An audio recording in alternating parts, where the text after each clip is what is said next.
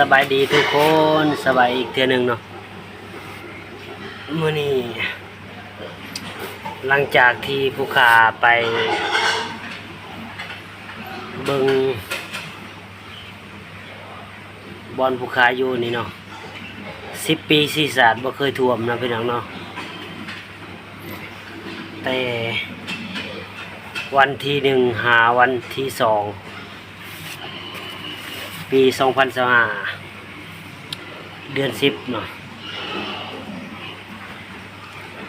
ปีนี้น้ำท่วมน้ำฮอดพุ่นเลยพี่น้องเนาะอ้อมคอกหมู่เลยพี่น้องเนาะกะฝนตกต่อเนื่องคือมือวันที่นั่นแหละมือวันที่30วันที่1วันที่2ก็ฝนตกแบบนั้นเรื่อยๆอาจจะมันล้นมันเดี๋ยวนี้แถวป่ายางเขาเจ้าน้ำท่วมหมดแล้วเนาะแถวป่ายางเขาเจ้าผู้ค้าขอภาวนาบ่ให้ฝนตกลงมาอีกเนาะพี่น้องเนาะเพราะว่าผู้ค้าบ่ให้ท่วมแถวนี้เนาะบ่อนอื่นก็บ่ให้ท่วมพี่น้องเนาะเพราะว่า10 ปีศาสตร์ประเทศลาวน้ำบ่เคยท่วมจักเทื่อเนาะพี่น้องเนาะหลังจากที่ฝนตกต่อเนื่องแล้วเขาเจ้าใส่เบ็ดใส่มองเขาได้ปลาบักหลายๆนะเมื่อวานนี้มองเขาไปเบิ่งแต่บ่ได้ถ่ายพี่น้องเนาะก็ถ่ายเอาน้อยหนึงประมาณ6 นาทีนี่แหละประมาณนี้6 นาที7 นาทีประมาณนี้เดี๋ยวพวกเขาจะขึ้นสิตัดใส่น้ำกันเลยนะพี่น้องเนาะ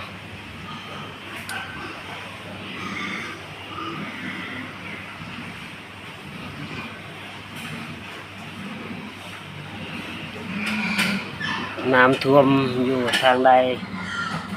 ก็ให้ FC พ่อแม่พี่น้องเฮาชาวลาวเฮาทุกคนหรือว่าทางเหนือหรือว่าทางใต้เนาะก็ให้พ่อแม่พี่น้องอยู่รอดปลอดภัยเนาะ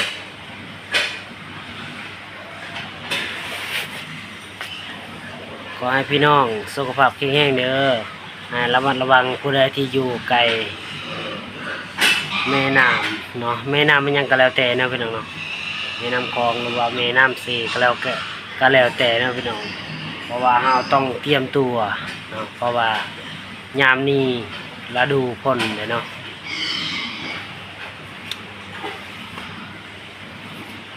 ฝนตกมื้อนี้แหละฝนตกมันบ่ได้ตกมื้อนี้นะพี่น้องเนาะมื้อนี้แดดครับมื้อนี้เนาะภาวนาบ่ให้ตกอีกเด้อเนาะเพราะว่าเบิ่งคลิปแต่ละคลิปทุกบ้านผู้ค้าเองอยู่ทางใต้อยู่ทางสวรรณเขตอยู่บ้านหนองบัวหลวงเมืองชลบุรีท่วมเทื่อที่5แล้วเทื่อที่5เทื่อที่6นี่ประมาณนี้แหละน้ำท่วมอยู่บ้านแต่ผู้ค้าอยู่เวียงเนาะอยู่เวียงจันทน์อยู่เมืองบ้านเมียนะพี่น้องเนาะบ่แม่นบ้านเขาแต่ก็ซ้ำบ้านเขาแหละบ้านเขาเองพูนอยู่เมืองพีนพุ่นแหละอยู่ทางจุดสุ่มห้วยหอยพุ่นแหละบ้านเขาก็จัดสรรหน้าปางเนาะจัดสรรหน้าปางเมืองพีนแขวงสวรรณเขตเนาะบ้านผู้ค้าขอให้ FC ทุกท่านพ่อแม่พี่น้องที่เจอกระทบกระภัยน้ำท่วมเนาะให้พ่อแม่พี่น้องที่ประสบภัยน้ำท่วมให้ทุกคนสุขภาพแข็งแรงเด้อพี่น้องสู้ๆเด้อเนาะยุคใกล้ๆที่บอนก็อยู่นี่ก็ท่วมพี่น้องอยู่บ้านห้วยเดือนะก็ท่วมคือกันพี่น้องเนาะอยู่บ้านอันนี้บอนก็อยู่ในบ้านโนนสมบูรณ์เนาะ ก็ท่วมแต่เพื่อนซานบ่ได้ท่วมพี่น้องเนาะท่วมแต่ท้องไร่ท้องนาอยู่นี่นะพอไปถ่ายอยู่อันนั้นนาไม่ฮักเขาเมื่อวานนี้เดี๋ยวค่อยจะตัดภาพไปเมื่อวานนี้เนาะต้องเข้าไปต้องคำสบายดีทุกคนเนาะมื้อนี้ก็มาเบิ่งน้ำแกงพี่น้องเอ้ยเนาะอยู่ที่บ้านโนนสมบูรณ์พี่น้องเนาะปีนี้น้ำท่วมท้องนาแม่ฮักคอยน้ำท่วมปีนี้เนาะสิไปหาเราก็ไปบ่ได้พี่น้องน้ำลึกอยู่นี่ไปบ่ได้แล้วแถวนั้นก็ไปบ่ได้แถวนะคอยอันนะทุกคนจำได้บ่ที่เขาไปถ่ายทำตอนนั้นอยู่แถวนี้แหละน้ำท่วมเลยพี่น้องพอกะเงือกงักพี่น้องเข้าสู่ซองเบาหน่อยน้ำโศกเด้อพี่น้องเด้อมื้อนี้น้ำท่วมน้ำมื้อนี้มาเบิ่งน้ำท่วมพี่น้องเอ้ยได้ยินบ่เสียงเหือกระเจ้าพี่น้องเนาะเสียงเหืออย่าพุ่นแหละนาเราแม่นเบิ่งเล่นให้นาตะกาเราเท่านี้นี่แหละพี่น้องกันนี่เห็นบ่กกมังนาวที่เมียเขาไปขอนะอีเมนี่แหละน้ำท่วมเลยมันบ่ดกแล้ววันนี้น้ำท่วมเลยเนาะมันไปน้ำมาแล้วน้ำท่วมมาแถวนั้นเนาะอยู่ที่บ้านโนนสมบูรณ์พี่น้องเอ้ยเนาะนี่ก็อยู่ฝั่งนี้เนาะอยู่ฝั่งนี้นี่ก็อยู่โน่นนี่ยังน้อยเดียวพี่น้องเอ้ยอันนั้นโน่นเที่ยงเราฮะเมื่อวานนี้ฮอดลอดกองเที่ยงเราเลยเมื่อวานนี้มื้อนี้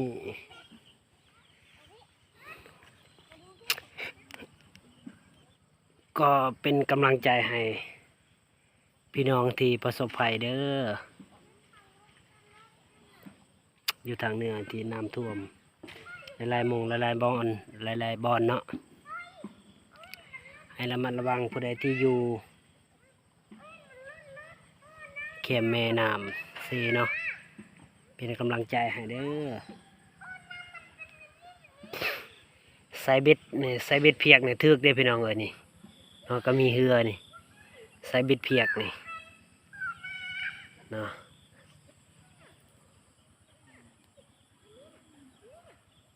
เนาะพี่น้องนะ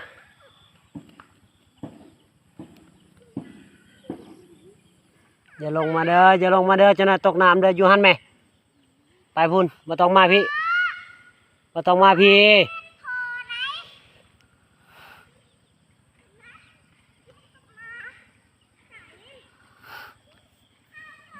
ุ่นพี่น้องให้บอกกระเจ้าขี้เหืออยู่พุ่น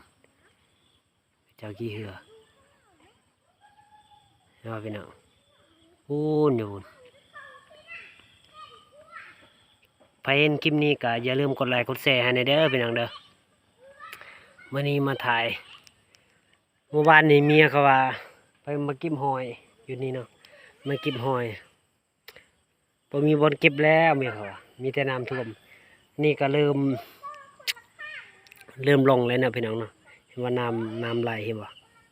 ไหลลงเนาะอยู่พูนอยู่บ้านน้องคอนอยู่บ้านห้วยเดือบ่แม่นแหละบ้านห้วยเดือน้ำท่วมพี่น้องอยู่พุ่นเนาะว่าน้ำไหลลงแล้วน้ำลดลงแล้วพี่น้องเลยนะนี่เห็นป่ะ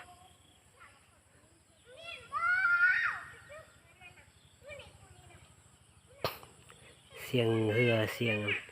ใส่เบ็ดเพียกในทึกได้พี่น้องเลยใส่เบ็ดน้ำแกงขึ้นนี่นะเพราะว่าปลามันเสียงกับบ่ค่อยดีไปได้พี่น้องเพราะเป็นหวัดเป็นไอ เมื่อวานนี้ให้บอกพี่น้องขีดน้ำเห็นอยู่นี่เลิกได้อยู่นี่เพราะว่ามันเป็นนั่นน่ะให้นาอะไรไงมันเป็นอันนั้นนองนะพี่น้องเนาะมันเลิกได้ลงไปเรียบหัวได้พี่น้องแต่นะมันเป็นนองเนาะแต่นั้นนะพูด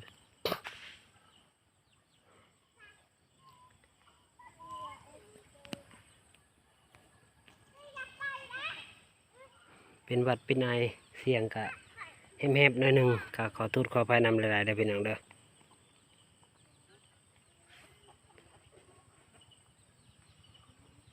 มาต้องมาบอกว่าเจ้านายตกน้ำหั่นนะ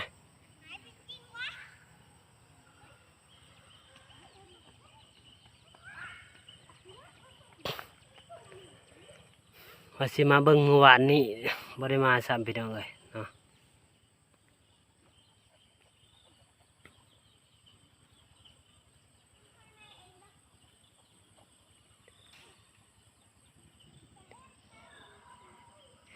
พูนอยู่พูน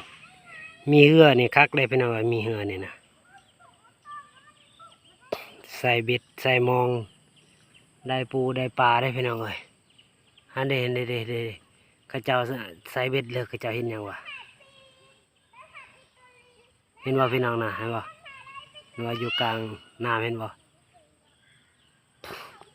เข้าเจ้าใส่เบ็ดเลยเข้าเจ้าเห็นยังวะนะ